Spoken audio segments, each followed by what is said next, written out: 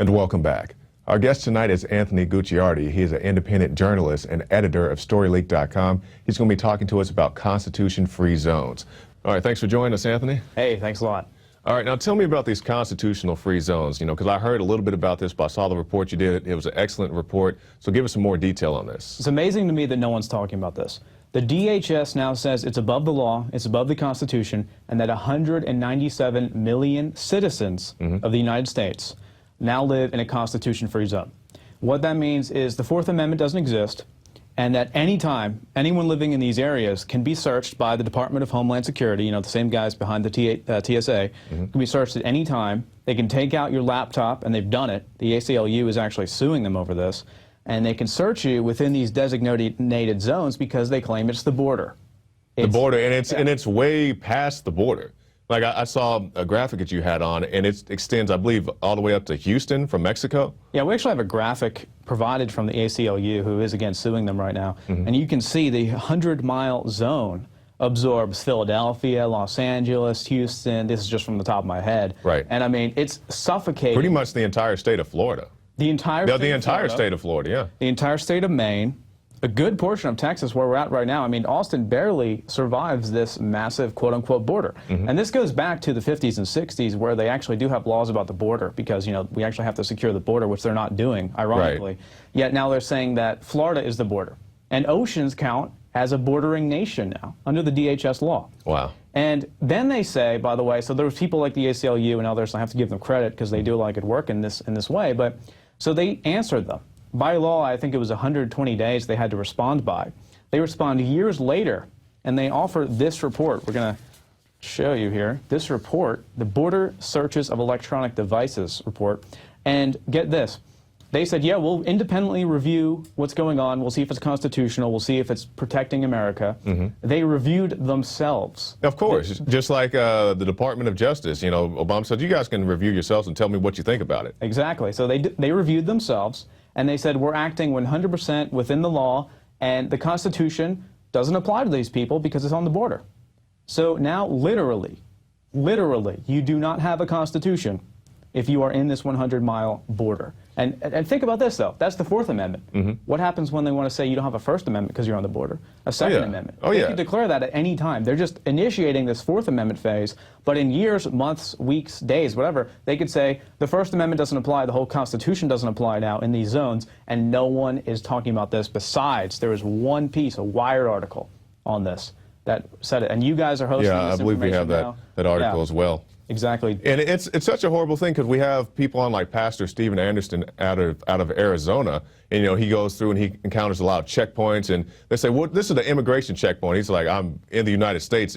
Am I immigrating somewhere, officer? I thought I was driving down the street to my house in Arizona, not to Mexico. But this is what they do. They stop you, they harass you, and Alex has gone to the border. He did a report, and you can see people free and easy just walking across the border on their horses and so forth, and nobody's stopping them. All law-abiding citizens now are terrorists.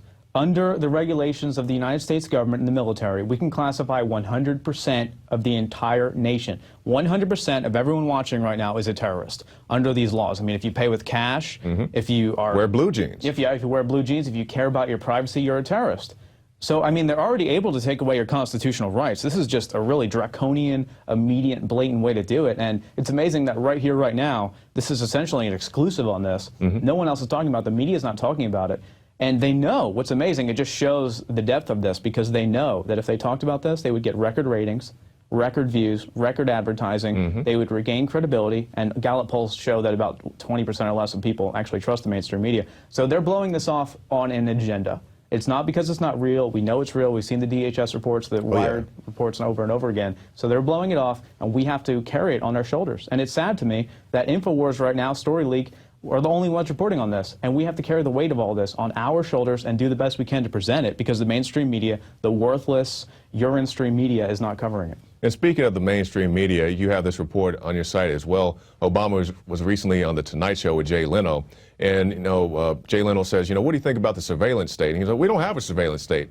We don't in the have United domestic States. spying. It doesn't exist. Yeah, and I mean, this man blatantly lies to the American people. But you know, Obama likes to play these word games. They're not wars, they're not attacks, they're kinetic actions. So maybe in his mind, it's like, well, maybe this isn't a spy state. Maybe it's a surveillance issue, or maybe it's a duck and hide issue, peek in your windows issue, whatever word game he chooses to play. And you had something on your site about that as well. Yeah, well, check that out. The surveillance state, that's important, everything like that. But he goes on and he bashes Russia and says that they're still in a Cold War state and that they're, Putin is, he's the next Hitler. Jay Leno said, I see that he's gathering up the gays and he's going to be the next Hitler. That's what I've seen with Hitler and Stalin, and they're comparing him to Hitler and everything like that. Meanwhile, Obama is funding, as Alex has talked about, no one else talks about this. I've written a report on this where the Washington Times says that the Syrian rebels go around killing Christians and beheading them to screaming barbaric fans who are in a bloodlust.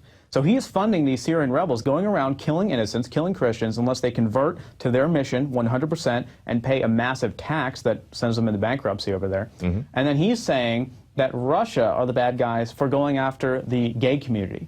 Oh, yeah. And also think about the Austin thing, the whole entire issue with the Austin Police Report on INFOWARS.com, where it says there's going to be a potential terrorist attack and everything like that. But then they redacted the report saying, no, that wasn't meant for public consumption. Sure, it's all lies, though, because they also shut down the embassies. But they don't tell you about how Obama is funding al-Qaeda through these Syrian rebels, and then al-Qaeda is issuing the threats, and then they act like al-Qaeda are the bad guys. So depending on the mainstream media scope, al-Qaeda are either our worst enemy or our best friend. So it depends on the propaganda stream of that day. It depends where they want to funnel the anger, the rage, the overall bloodlust of the American people. So we're funding al-Qaeda, and then they're also going around killing all the Christians and everything like that. No one wants to talk about it. It's too hot of an issue. And again, the mainstream media could have record ratings, record advertising, record views if they talked about it, but they don't want to. And then we're funding them, and then we're afraid of them afterwards. Yeah, and that's what I said. We went out to the American Idol tryouts, and I was talking to this lady, and I was explaining it to her, and I guess maybe this is the first time she actually took the time to think about it. And I said, yeah, we're funding the Syrian rebels who are really al-Qaeda. And al-Qaeda, that's the reason why they have to pat us down at the airports. That's the reason why they say they have to tap your phone and so forth. And she says, well, that doesn't make any sense. Don't people have problems with this? I was like, well, I have a problem with this, but most of America seems not to care.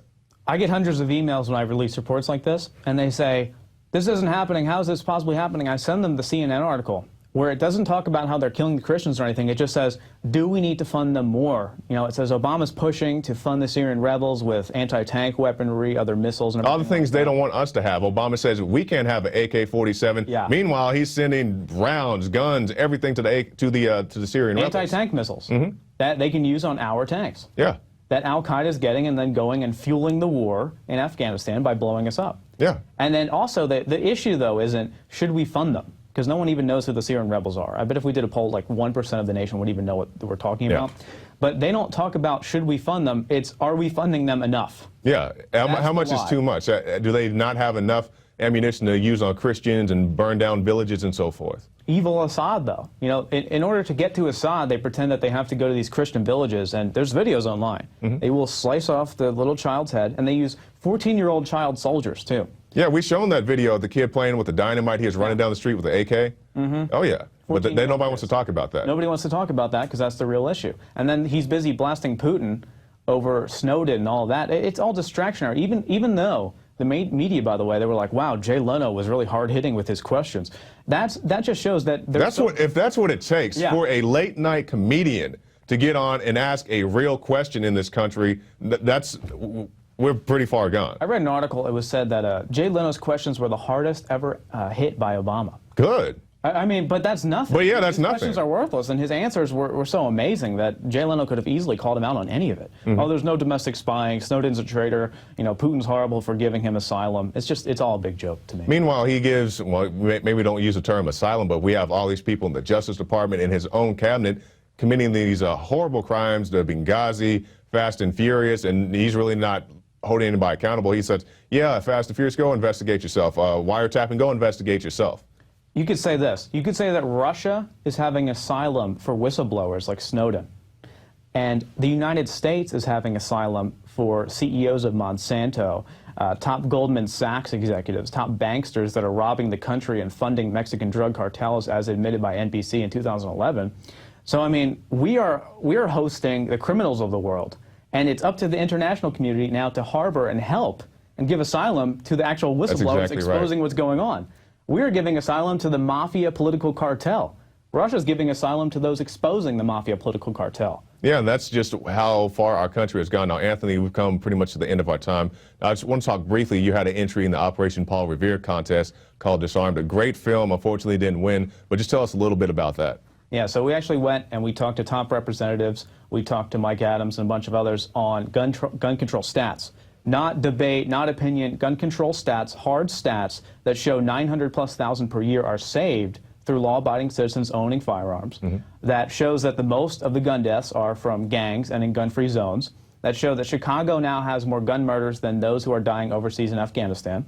Don't want to talk about that. All this kind of stuff is a 30-minute red pill, if you will, a 30-minute compression of hard-hitting information, an informational bomb, an informational nuke on the whole gun control debate. It's all facade.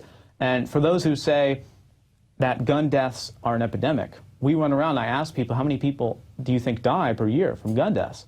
100,000, they said, 1 million, 10 million. You know, rifles only account for about 400 or so, or even 300, I believe. So And that's hunting accidents and all that stuff. So and some of it's defense against criminals trying to break in.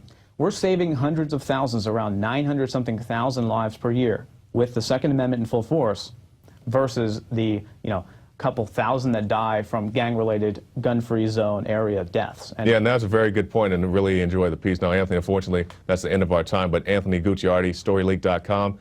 And that's going to do it for this edition of the InfoWars Nightly News. But before you go, stop by the InfoWars store and pick up this American Drug War 2. Now, this is a sequel to a great film. I definitely recommend it for anybody who's interested in such topics.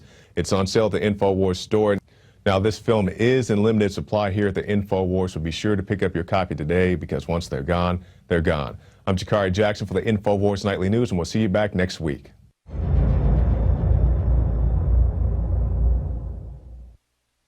Now you can watch The Alex Jones Show live as it happens at Infowars.com/show. You'll find links to all of our content there and a free 15-day trial for Prison Planet TV.